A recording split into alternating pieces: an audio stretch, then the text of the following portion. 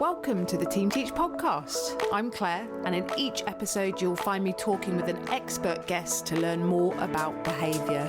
We squeeze a lot into each episode. You'll listen to the latest thinking in behaviour, continue your professional development with our book recommendation, and then I'll send you away with 3 practical tips you can use in your setting. I'm joined today by Jessica Lacey. Jess is a qualified teacher with experience in mainstream and special education. She has held senior leadership roles and completed a master's in SEND at Birmingham University. Jess became a Team Teach tutor while leading behaviour and curriculum in a special school for pupils with complex needs. Now she runs her own consultancy and works as a senior Team Teach tutor, supporting schools to meet the needs of pupils with special educational needs and disability. And today, Jess and I are talking about rethinking our approach to teaching and engagement with learning tasks, why we see behaviour and what we can do differently. Enjoy the episode. Hi Jess, how are you? Yeah, I'm really good, thank you. How are you? I'm really well, thank you. I always say this at the start of every podcast, that I'm excited about the topic, but I am probably excited about all topics. But this one, I think, is something quite close to my heart and I guess my thoughts around learning and curriculum. So we're thinking about rethinking our approach to teaching and engagement with learning tasks. And we've got lovely Jess on today to talk through that. I wonder, Jess, if you could start with just a little bit about your experience in the topic for me. Yeah, sure. So I'm a qualified teacher, started training about 20 years ago and started off as a PE teacher. Did a while of that and then wanted something different. So went and supported and worked in a school with children for emotional and behavioural difficulties, as it was called back then, as a residential setting. Did that for a couple of years and then went back to university, did a master's in SEND and kind of thought, right, what next? Where can we go? And took a job as a deputy head in a school with children with communication and cognition difficulties. And it was just a completely different world for me in terms of my understanding and how to support learning and how to get, pupils engaged in something, and really kind of what started me thinking about things differently, I guess. Mm-hmm. Within that kind of difference in the way that your career went of working with cognition and learning, I suppose that links in so nicely with what we're talking about, this idea about how we can utilise teaching and learning to help with engagement. Yeah, absolutely. And I think what really kind of stands out for me is one of the first things that the head kind of tasked me with. They said, go and have a look at this class. There's an awful lot of behaviours, a lot of biting, a lot of pinching, a lot of refusal to follow instructions. We need you to have a look at it from a behaviour approach and see what's going on, because I was a Team Teach tutor as well, and give some advice around what we can do to support behaviour in there. And I said, yep, sure, okay. Went in and saw this class and kind of thought, actually, that there isn't an issue really necessarily with any behaviours. The kids are just saying, I don't want to do this and I'm not interested in this. And leave me alone, let me do something different. And that really was the start of a real kind of like, it's not about just behaviour, it's about the kind of whole environment around the child and what that looks like. Yeah, I bet that was really interesting to see that kind of looking in. I suppose we might have touched upon this a little bit, but I'm really wondering what you wish you knew then that you know now about this topic. So what I wish I knew then, I think I wish I knew that things sometimes can't just be differentiated. So the core of teaching is, right, let's differentiate, then we can meet the needs of all children. So you look at whatever your curriculum is and then you differentiate down or up. I think what I wish I knew back then is that sometimes it needs to be different. It can't just be differentiated. Sometimes pupils need something different in order for them to engage, and in order for them to learn and to make progress. Yeah, I love that. You said it off air to me and I was like, oh, I just write that down as a catchphrase. I want it on a t-shirt. It's like, so it's a great phrase. And in my experience, the listeners may know if they've listened to a few, but my background's working in autistic provisions, but also social, emotional, mental health and mental health settings, sorry. But definitely different stands out to me, because I do believe that some of the young people and children that I've worked with over the years do absolutely need something different.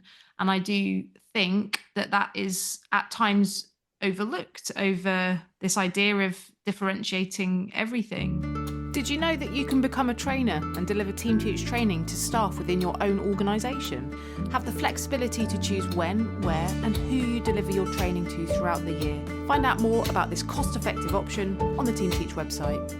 But I wondered if you could say more about the different, what that might look like for some pupils.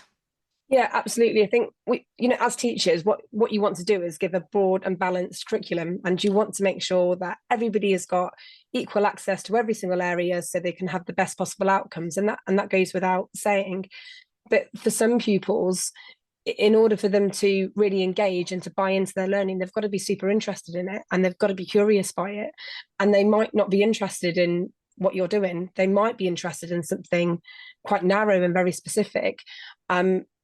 And therefore you need to build their curriculum around whatever that interest is, or at least spark their curiosity in that interest. And then you can build from there. So it might be that you've got, a pupil in year one, and if they haven't as of yet begun to realise that, print carries meaning. So these little black squiggly things on a piece of paper are words, and I can read these and they can mean something. If they don't have that realisation or that interest, then actually you can't teach them traditional reading that you would normally do at a year one, because it doesn't have relevance for them. So it's about really looking at the child and thinking, right, what's relevant for them? Like, what do they enjoy, and how can we build and learn on that?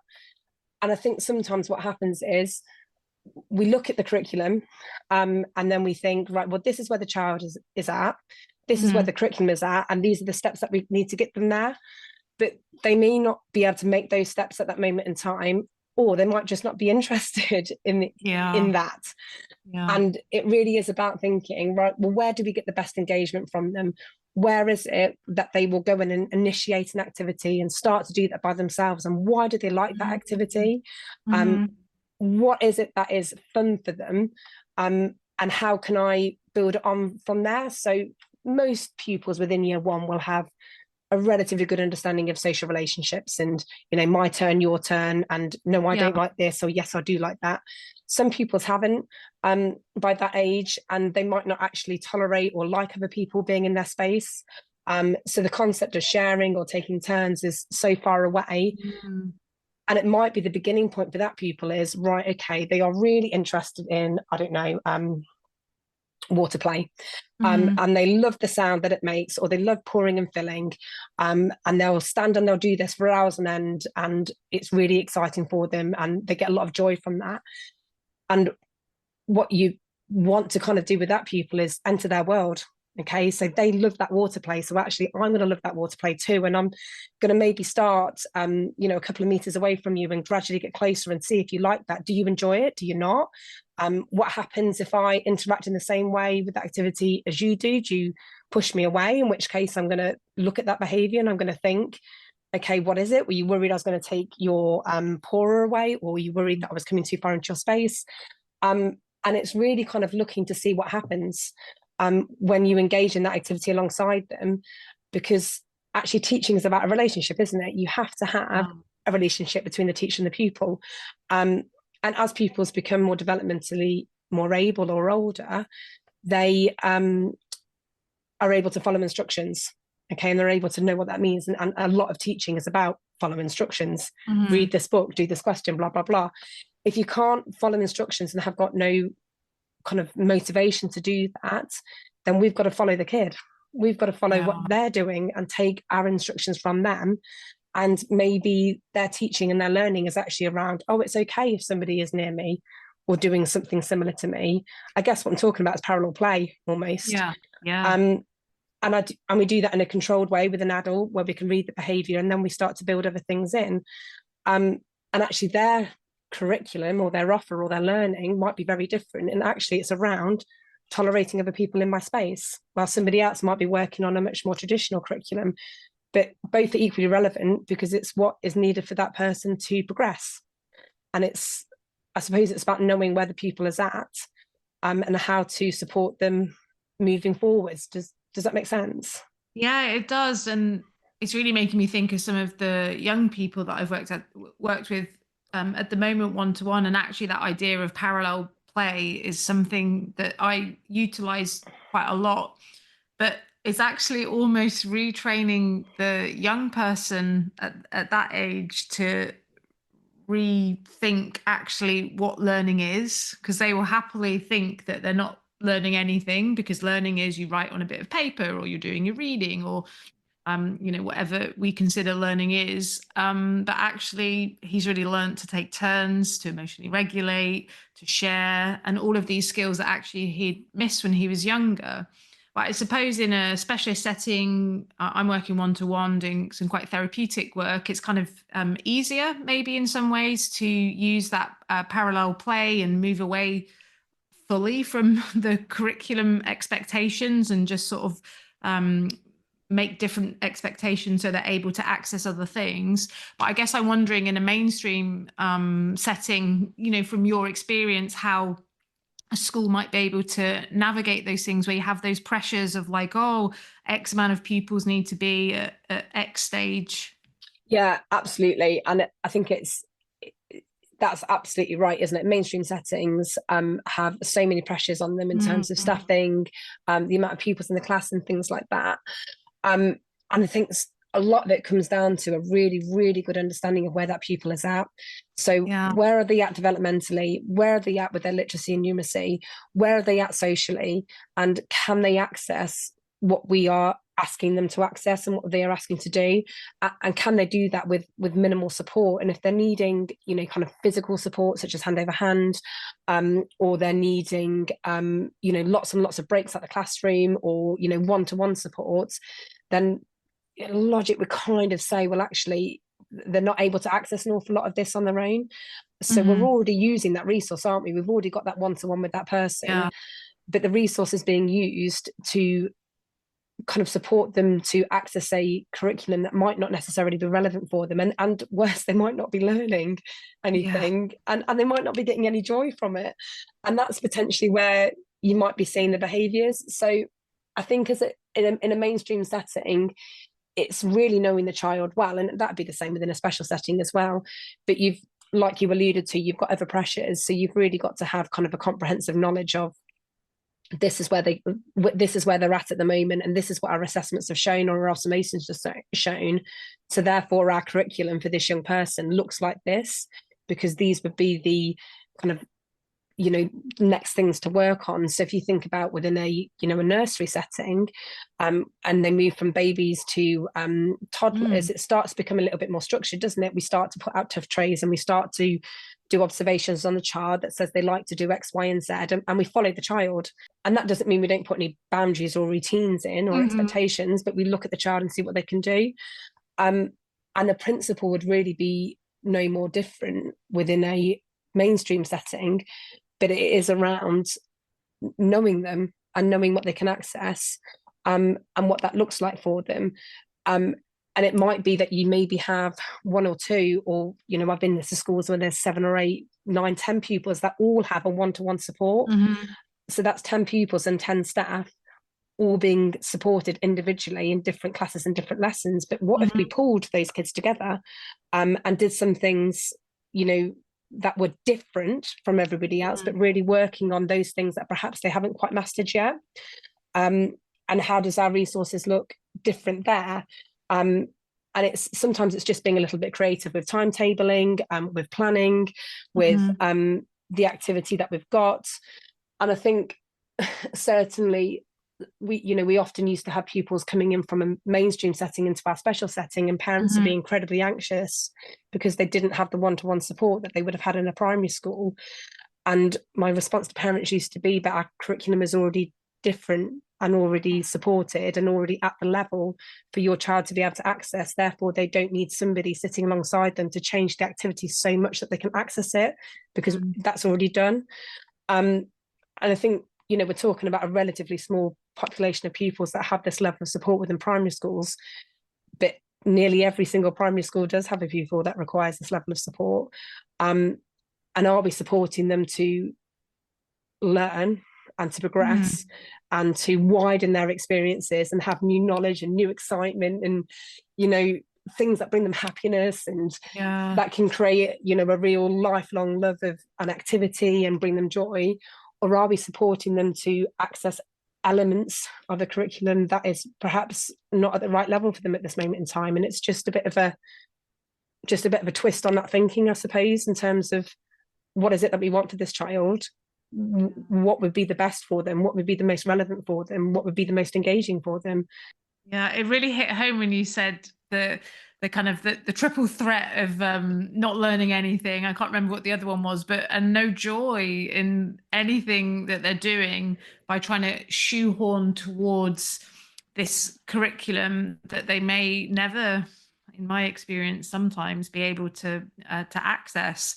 And then you're taking away that opportunity for joy in whatever it is, and that really hit hard hearing that, because it made me think of quite a few young people, children over the years, that that is what can happen. And I know, keeping us really on point with behavior as well, that you take away the joy, you take away the learning, you take away engagement, and then you spill over into behavior, right? And we know, being team teach tutors, that I often get called to go to mainstream schools, and it is the two pupils that are not able to access the curriculum often that are the ones that are biting, hitting, spitting, kicking, because they don't have other ways really of communicating. I don't like this.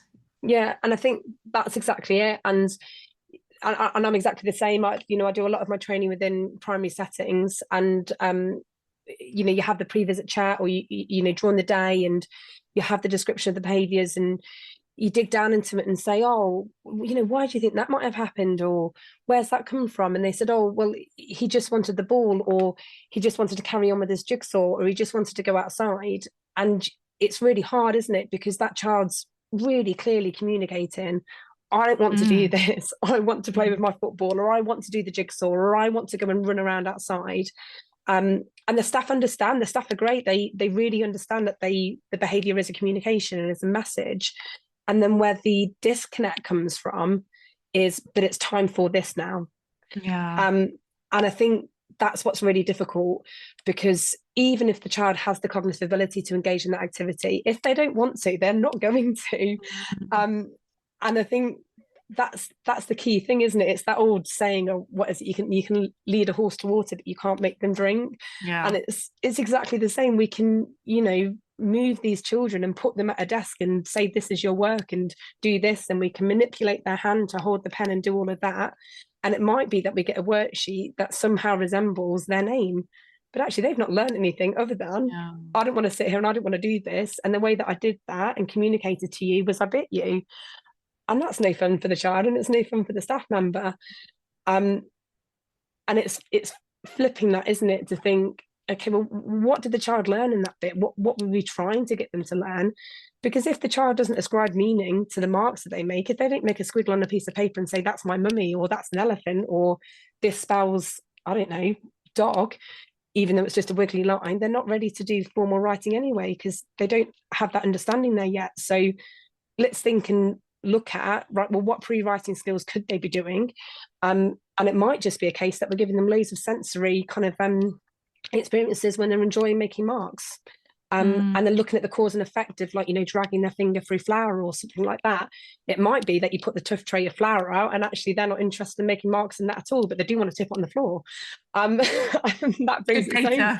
Yeah. But then you think, okay, well, maybe this kid is in the schema of filling and emptying then. What happens if I put the flour back in again? Did they pour it out again? And let's keep doing that. And hang on a minute, are they watching me? Are they waiting for me to pick up the flour so that I can pour it back out again? Because then they're starting to realise about cause and effect, and then they might start to communicate, because they might give you a bit of an eye gaze, or a bit of an indication, either non-verbally or verbally, to ask you to put the flour back in again. And then hang on a minute, I've got some communication here. I've got something I can work with, because I'm motivated, and I'm motivated to do something. And I think the motivation comes from different sides, doesn't it, as a teacher? It comes from, we're aspirational. We went into teaching because we want to improve outcomes for young people, and we want to help them progress. So we look at the curriculum and we think, well, this is where we need to get them to go. And then we work backwards, but we might not go far enough back, if that makes sense. But really the most logical thing surely is to look at the kid and think, okay, this is where you're at, this is what you love doing, let's do this for a little bit longer and see what happens, because maybe we'll get some shared enjoyment, maybe we'll get some communication, maybe we'll get a magic moment when somebody else comes into your space and does something alongside you and you're okay with that. And I suppose it's around the measurables, isn't it, and what's important. And it would stand to reason if a child is, you know, happy and engaged and get joy in their activities, then behaviours will be less. And I'm not saying let's you know, okay, that's it, let's get rid of, you know, any subject that a child doesn't like, and just make them happy all the time, because that's not the right answer either. But it you know, with our children that are really vulnerable, with our kids with our kind of severe learning difficulties and that kind of cohort, we've really got to look at how they learn, what they can learn, and whether it's relevant for them, to support them to move forward, because most of them will be able to communicate when they don't want to do something, and they might communicate that by, like you said, biting, hitting, scratching. But are we giving them the tools to communicate when they do want to do something and to make a choice?